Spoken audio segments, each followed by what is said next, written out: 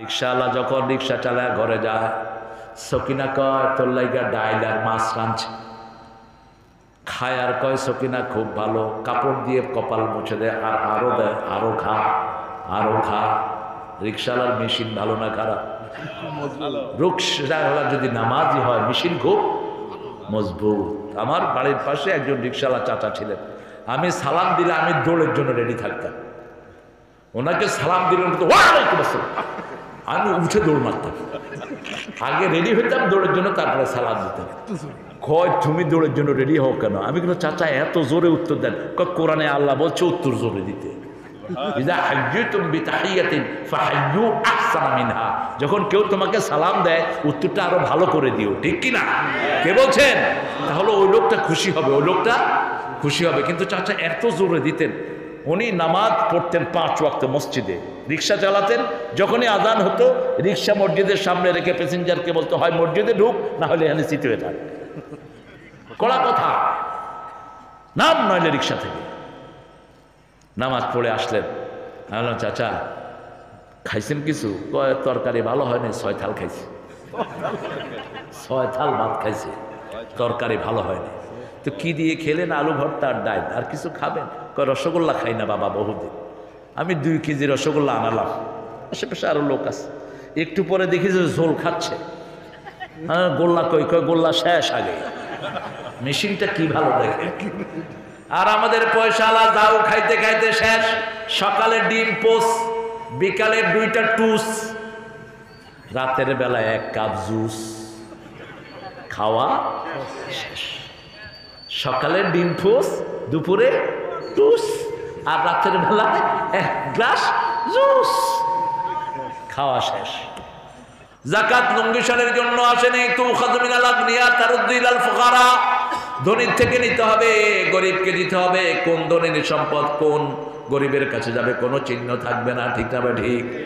গোপনে যাকাত দিবেন। ইসলাম যদি কায়েম হতো, যাকাত দেওয়ার মানুষ কোন দুনিয়ায় থাকতো? ওমর ফারুকের আমলে রাদিয়াল্লাহু আনহু, এক লোক 3 দিন ধরে যাকাতের মাল নিয়ে বসে আছে এক খেতে, এক মাঠের ভিতরে, কোনো লোক পায় না। আরেক লোক আরেকটা পোটলা ঘাড়ে করে আসছে, ধুলো মলিন, বলছে ভাই আমি তো 3 দিন ধরে এখানে টাকা নিয়ে বসে আছি, কাউকে দিতে পারি না। তোমার মতো একজন লোক পাইছি, আমি যাকাতের টাকাটা দিয়ে যাব। ওই লোকে কথা ঠিক করে কবে বেটা, আমি আজকে 7 দিন এই পোটলা নিয়ে হাঁটতেছি, তুই আমারটা নিয়ে আমারে উজাড় কর, আমারে মাফ কর। আরে কোথায় ইসলাম? আমাদের দেশেও সম্পদশালী লোক আছে না নাই? একটু জমি হিসাব করে, যারা জমি কিনে রেখেছেন, বাড়িঘর নাই, হাজার হাজার বিঘা জমি এরকম আছে না নাই? কোন বাড়িঘর নাই, খেতিও করেন না। রাসূল সাল্লাল্লাহু আলাইহি ওয়াসাল্লামের হাদিস, কোন জমি যদি কেউ 3 বছর ফেলে রাখে, ওই জমি তোমরা ওর থেকে নিয়ে ভূমিহীনদেরকে দিয়ে দাও, কারণ ওই জমিতে তার কোনো কাজ নাই। 3 বছর ফেলে রেখেছে, তার মানে এটার তার কোনো দরকার।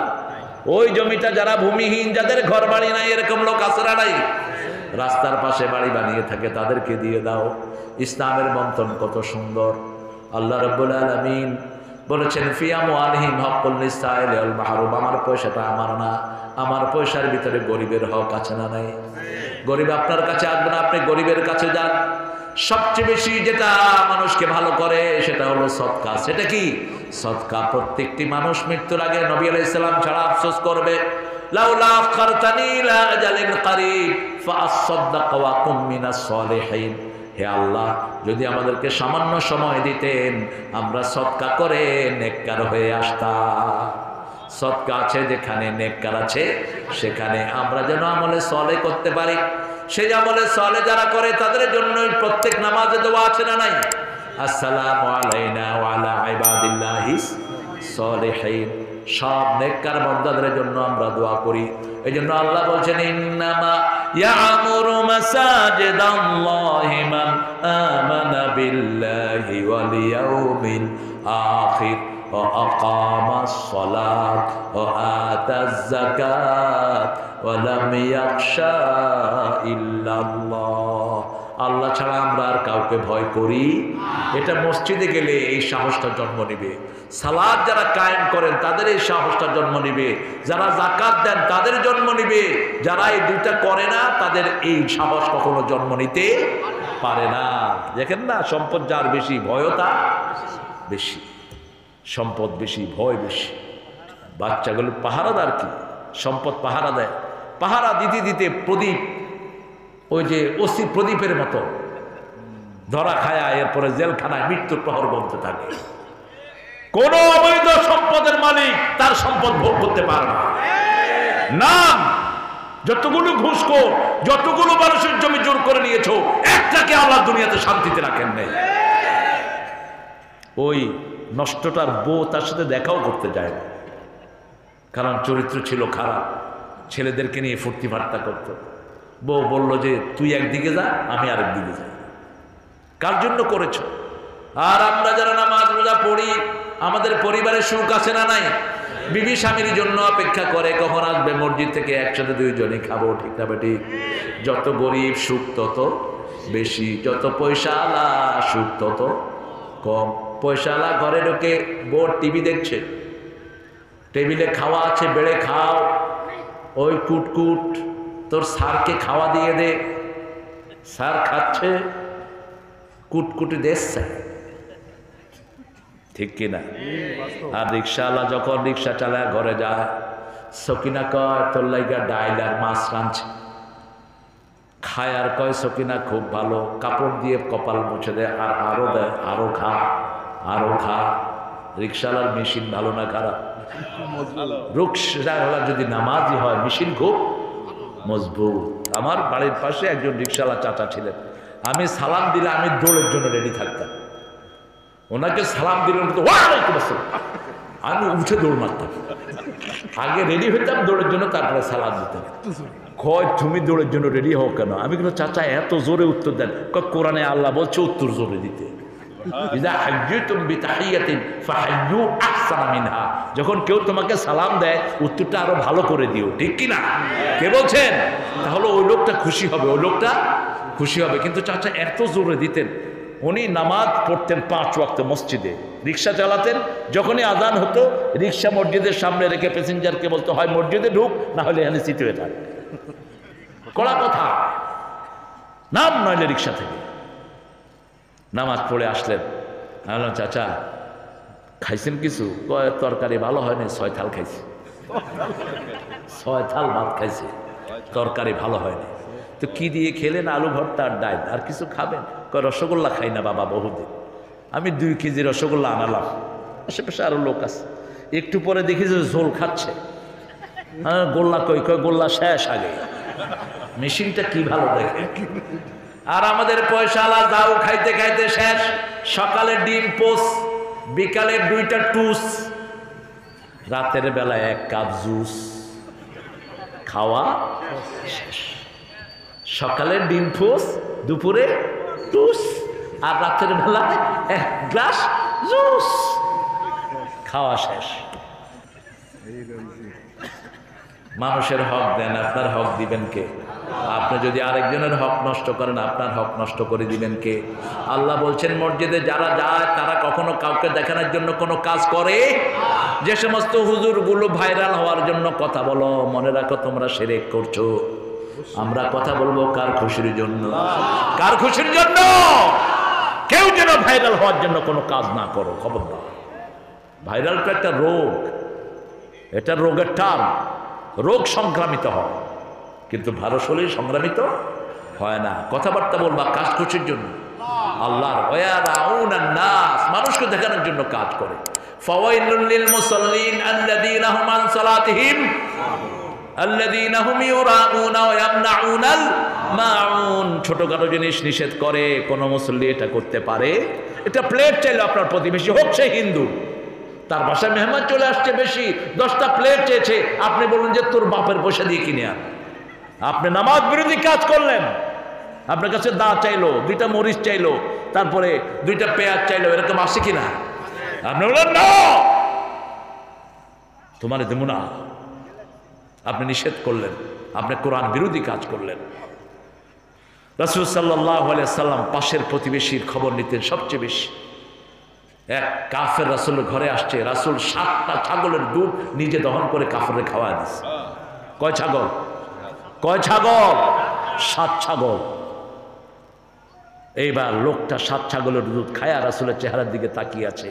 একটু পরে পড়ছে লা ইলাহা ইল্লাল্লাহু মুহাম্মাদুর। পাপকে ঘৃণা করেন, পাপীকে না, পাপকে ঘৃণা করেন। কিছুদিন পরে লোকটা আবার আসলো, রাসূল সাল্লাল্লাহু আলাইহি ওয়াসাল্লাম একটা ছাগলের দুধ দিলেন, খেতে দিল, তিনি খেতে পারলেন না। রাসূল বললেন, কাফের খায় 7 পেটে, মুমিন খায় 1 পেটে। আপনার বাড়ির সামনে দিয়ে যাচ্ছে একজন ক্লান্ত পথিক, আকুল আধারে পথ শুধু খুঁজে মরে, বেদনার বালু চরে একটা পথিক, হোক সে হিন্দু, হোক সে বৌদ্ধ, হোক সে বেনমাজি, ক্লান্ত হয়ে আছে। 1 গ্লাস দুধ খাওয়া দেন, আপনার উপর খুশি হবেন কে? আরে দুধ পানিও তো দিতে চায় না, আছে না এরকম?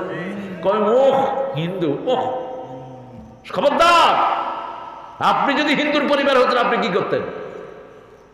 আপনাকেও তো আল্লাহ ওই পরিবারে পাঠাতে পারতেন। আল্লাহ শুকর আমরা এসেছি লা ইলাহা ইল্লাল্লাহু মুহাম্মাদুর রাসূলুল্লাহ, এরকম একজন কালেমা পড়া লোকের পরিবারে। আমরা ওই ভাইদেরকে আদর করব, তাহলে ওরাও কালেমা পড়বে, ঠিক কিনা? আমরা তো দুনিয়াতে কেউ থাকতে আসিনি, থাকতে এসেছি। দেখেন না, দোয়ার সময় তো ওদের জন্য দোয়া করি, রব্বানা আতিনা ফিদ দুনিয়া হাসানাতাও ওয়া ফিল আখিরাতি হাসানাতাও ওয়া কিনা আযাবান নার। হে আল্লাহ, আমাদের সবাইকে তুমি দুনিয়ার জীবন সুন্দর করো। হিন্দু, বৌদ্ধ, খ্রিস্টান যত আছে মানুষ, সবার জীবন সুন্দর করে দাও, আখিরাত সুন্দর করে দাও, সবাইকে জাহান্নামের আগুন থেকে বাঁচায়া দাও। আবার যখন মরা লাশ নিয়ে দাঁড়ান তখনও সবার জন্য দোয়া আসরা নাই, আল্লাহুম্মা মাগফিরলি হাইয়িনা, হে আল্লাহ আমাকে মাফ করেন, সকল জীবিতদেরকে মাফ করেন, ওয়া মাইয়িতিনা, মৃতদেরকে মাফ করেন, ওয়া শাহিদিনা ওয়া গায়িবিনা ওয়া সাগীরিনা ওয়া কাবীরিনা ওয়া যাকারিনা ওয়া উনসানা। আল্লাহুম্মা মান আহইয়াতাহু মিন্না ফাহইহি আলাল ইসলাম ওয়া মান তাওয়াফাইতাহু মিন্না ফাতাওয়াফাহু আলাল ঈমান ইয়া আরহামার রাহিমিন। জীবিত মৃত, ছোট বড়, পুরুষ মহিলা, উপস্থিত অনুপস্থিত সবাইকে মাফ করে দাও। সুবহানাল্লাহ, সুবহানাল্লাহ। মসজিদে আসলেই আপনাদের জন্য জান্নাত সাজিয়ে দিবেন কে? বুখারী শরীফের হাদিস, যারা 5 ওয়াক্ত মসজিদে যায়। স্যার আসে, তুমি চলে গেলে কেন? শরীর খারাপ? আচ্ছা, ভালো হয়েছে, তোদেরকে আগে দিতা। আমি নিচে বসেই কথা বলতাম, নিচে বসে তো আপনারা দেখবেন না, এই জন্য উপরে উঠছি। রাসূল সাল্লাল্লাহু আলাইহি ওয়াসাল্লাম খুতবা ছাড়া মিম্বারে কখনো উঠতেন না, মিম্বারে বসতেনও না, দাঁড়িয়ে খুতবা দিতেন। কি করে?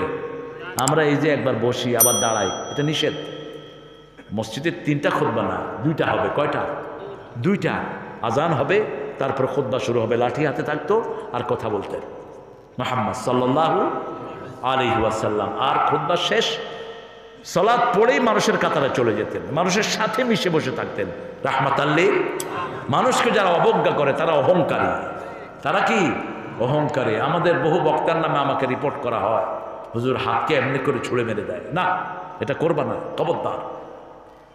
কারণ তুমি আজকে কথা বলছো, মুহূর্তে আল্লাহ তোমার কণ্ঠ নিয়ে যেতে। নজরুলের মতো এত বড় কবি শেষ বয়সে বোবা ছিলেন, ঠিক কিনা? কথা বলতে পারেন নাই, বুঝতেন, শুনতেন, কিন্তু বলতে পারতেন না। আপনার যা কিছু সবকে দিয়েছেন, মানুষকে অবজ্ঞা করবেন না। গামতুন নাস বাতারুল হক, 2টি অহংকার। একটা হলো মানুষকে অবজ্ঞা করা, আর হলো সত্য গ্রহণ না করা। সত্য আপনার বিবিকে পর্দায় রাখেন, সত্য আপনার বিবির সাথে সুন্দর আচরণ করেন, বিবির মুখে আগে খাবার তুলে দেন, যেটা দিতেন মুহাম্মদ সাল্লাল্লাহু। বিবি ঘর ঝাড়ু দিত না, রাসূল ঘর ঝাড়ু দিতেন। মসজিদে নববী থেকে এসেই নিজের হাতে ঝাড়ু নিয়ে ঘরটা ঝাড়ু দিতেন রাহমাতাল লিল।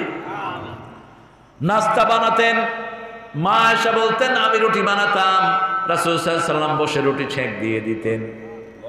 আমি আটার খামির করতাম, চুলায় ফু দিয়ে দিতেন রাহমাতাল লিল আলামিন। এমন কোনো দিন হয়নি আমাদেরকে একা পাকঘরে পাঠিয়ে তিনি ঘরে বসেছিলেন, এমন কোনো দিন হয়নি।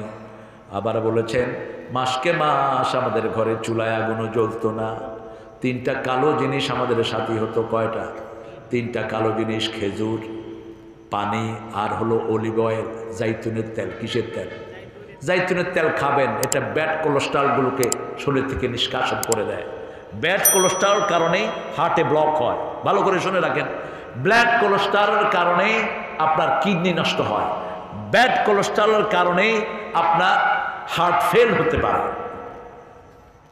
প্রেসার বেড়ে যায়, এটা খান। আরেকটা বৈজ্ঞানিক ব্যাখ্যা আছে অলিভ অয়েলের। অন্যান্য তেল, সরিষার তেল অলিভ অয়েলের পরে এটার মর্যাদা। আপনার সোয়াবিন তেল যেটা আমরা খাই, পাম অয়েল, এগুলো শরীরে রিসাইকেল হয় 100 থেকে 120 বার, আর এই অলিভ অয়েল রিসাইকেল হয় 300 থেকে 360 বার।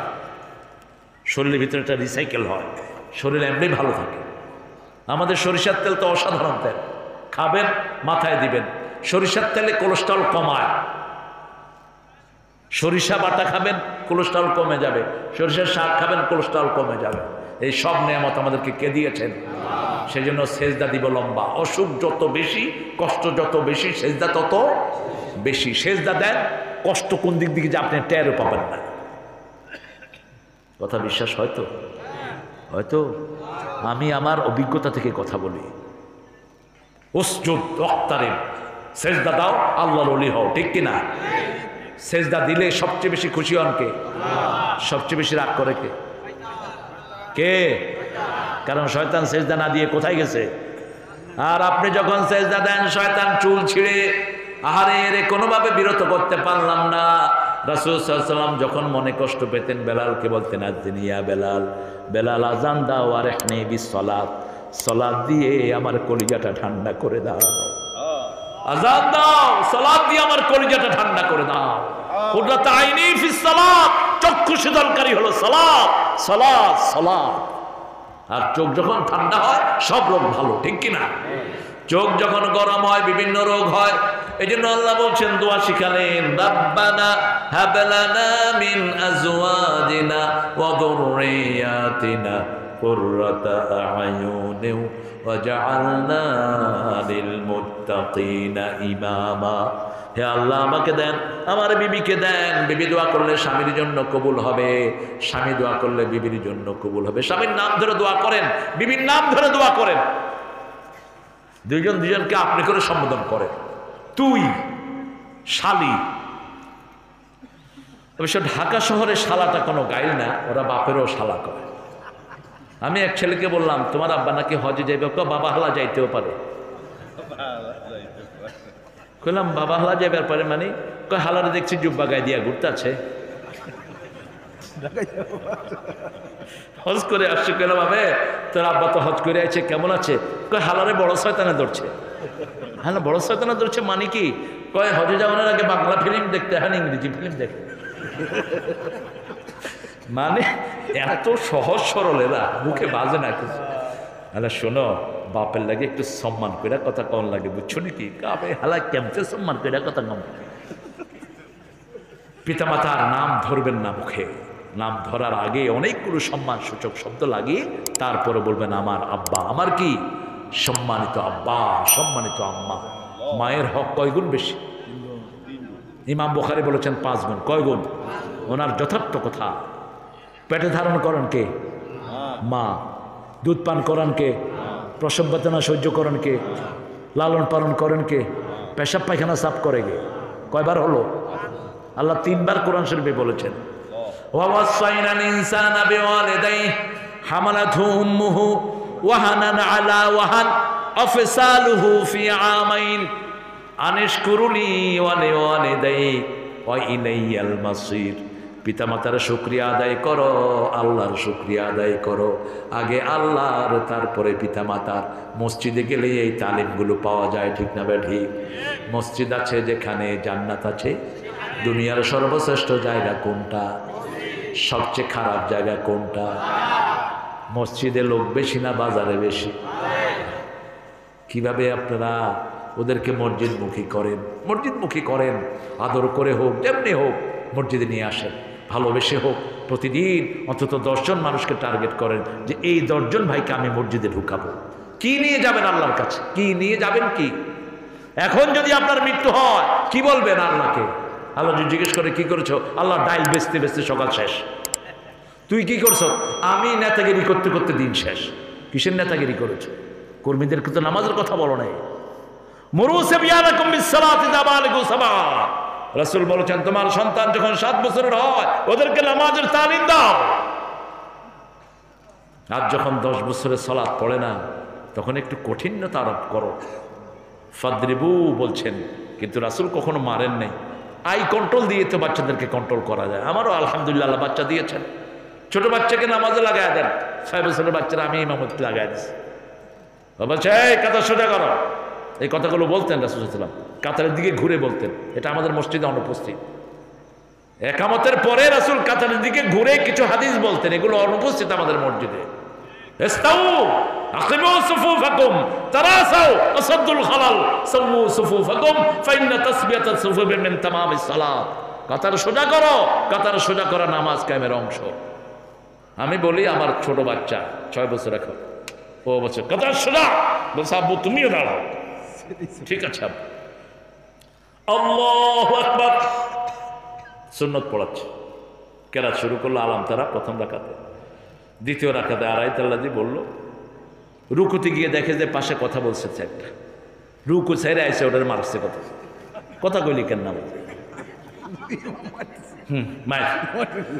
এরপরে সেজদা গেল, সেজদা গিয়ে আর উঠে না। একটা কয় আব্বু ও তো সিজদা থেকে ভাগছে, সেজদা আমাদেরকে ফালায় আউট।